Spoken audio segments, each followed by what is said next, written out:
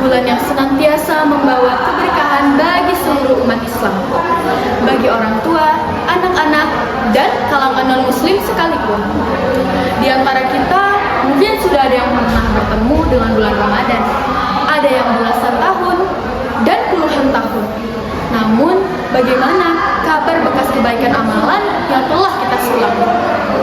Apakah membawa dampak baik bagi 11 bulan berikutnya? Atau justru langsung ngedrop ketika takbir pertanda masuk lebaran berkumandang? Kita tahu bahwa tujuan utama melakukan ibadah puasa adalah untuk menjadi pribadi-pribadi yang bertakwa. Sebuah ayat yang sangat populer dan kita menghafalnya. Ya ayyuhalladzina amanu kutiba alaikumus siyamu kama kutiba ala ladzina min qablikum la'allakum tattaqun.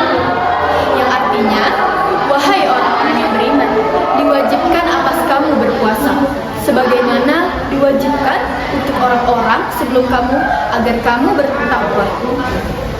Lantas, persiapan apa yang perlu dihadirkan agar predikat takwa dapat mencapai pasca Ramadan usai?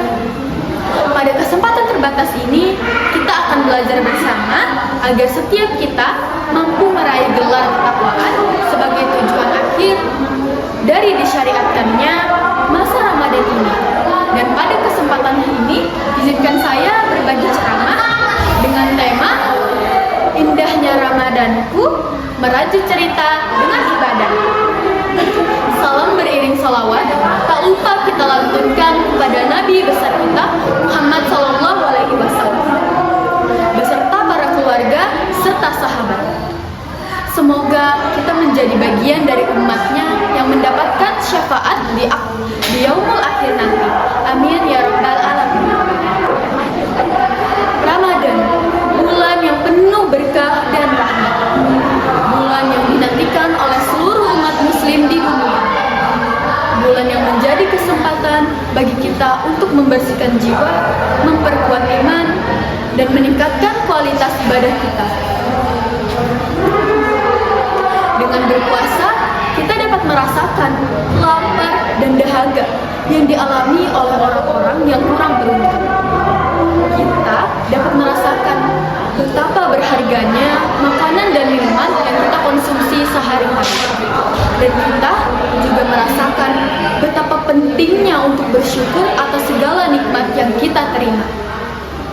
Ibadah puasa sendiri itu cukup unik loh.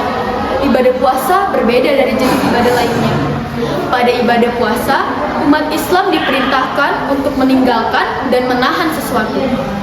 Bukan diperintahkan untuk melakukan sesuatu, karena sifatnya yang takholi. Ibadah puasa tidak terlihat secara kasat mata. Sifat takholi ini menempatkan ibadah puasa menjadi sangat istimewa. Imam Al-Ghazali menjelaskan keistimewaan ibadah puasa dalam karyanya yang terkenal, Ihya Ulumiddin, menjelaskan hakikat puasa. Imam Al-Ghazali menyebut secara singkat dan tepat perihal hakikat puasa sebagaimana berikut. Annas sauma kafun wa tarkun wa huwa fi nafsihi sirrun laisa fihi amalun yush'ahad wa jami'u al-mat'atta atti bimasadi min al-haqi wa mara'il was saumu la yarahu illa Allah azza wa jalla fa innahu a'malun fil abadini bis sabri al-mujjarrad.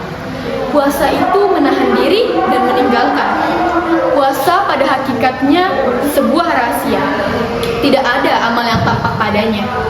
Jika semua ibadah disaksikan dan dilihat oleh semua makhluk, ibadah puasa hanya bisa dilihat oleh Allah Subhanahu wa Ta'ala. Puasa adalah amal batin, murni kesabaran. Dari penjelasan ini, kita dapat mengerti bahwa meningkatkan kualitas ibadah kita adalah kesabaran dengan ganjaran tiada tara. Kita dapat mengerti mengapa hadis qudsi selalu mengatakan, ibadah puasa dipersembahkan untukku dan aku sendiri yang akan membalasnya. Selain berpuasa, kita juga diwajibkan untuk meninggalkan dan meningkatkan kualitas ibadah kita pada bulan Ramadan. Kita dapat melakukan amalan-amalan seperti sholat tarawih, sholat witir, dan sholat-sholat lainnya. Sholat tarawih adalah sholat sunnah yang dilakukan setelah sholat isya dan sebelum sholat witir.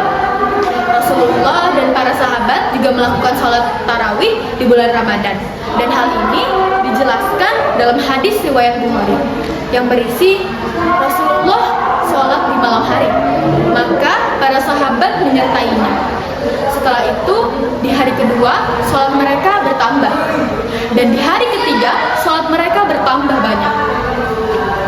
Namun Rasulullah tidak melanjutkan sholat tarawihnya bersama teman-temannya karena khawatir hal itu akan diwajibkan bagi umat muslim. Dalam hadis tersebut terlihat kan betapa pentingnya sholat tarawih dalam Islam dan betapa besar keberkahannya. Sholat tarawih juga dianggap sebagai salah satu amalan yang sangat dianjurkan di bulan Ramadan karena bisa membantu kita memperbanyak amal ibadah dan mendapatkan pahala yang besar dari Allah Subhanahu wa Ta'ala.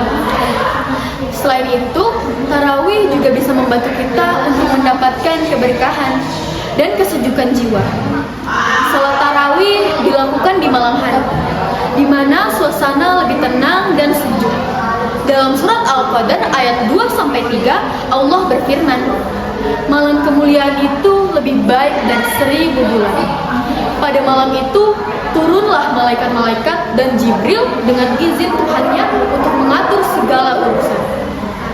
Dalam ayat tersebut Allah menegaskan betapa besar keberkahan dan kemuliaan malam di bulan Ramadan. Dengan melakukan salat tarawih di malam hari, kita merasakan keberkahan dan kesejukan jiwa yang bisa membantu kita untuk lebih fokus dan khusyuk dalam beribadah. Amalan lainnya, kita dapat melakukan sedekah, membantu orang yang kurang beruntung, dan melakukan kebaikan-kebaikan lainnya. Rasulullah adalah orang yang sangat dermawan. Kedermawanan beliau semakin meningkat di bulan Ramadan. Saking takjubnya para sahabat dengan kedermawanan beliau, maka kedermawanan beliau di bulan Ramadan dikiaskan melebihi lembutnya hembusan angin. Masya Allah. Dengan melakukan ibadah-ibadah tersebut, kita dapat merajut cerita yang indah dengan Allah Subhanahu wa Ta'ala. Kita dapat merasakan betapa dekatnya kita kepada Allah, dan kita dapat merasakan betapa pentingnya untuk menjaga hubungan kita dengan Allah. Teruslah berbenah diri dan untuk bisa berubah menjadi hamba yang semakin taat dalam menjalankan kewajiban serta berperilaku baik kepada sesama. Dalam salah satu sabdanya, Rasulullah menyampaikan, "Ingatlah, sesungguhnya dalam jasad seseorang terdapat segumpal daging. Apabila segumpal daging tersebut baik, maka baik pula seluruh jasadnya. Namun, apabila segumpal daging itu rusak, maka rusak pula seluruh jasadnya." Hadis riwayat Al-Bukhari. Sahabat-sahabat yang terhormat, itulah indahnya Ramadanku, merajut cerita dengan ibadah. Marilah kita menyambut bulan Ramadan bersama-sama dengan hati yang suci, jiwa yang bersih, dan semangat yang tinggi. Wassalamualaikum warahmatullahi wabarakatuh.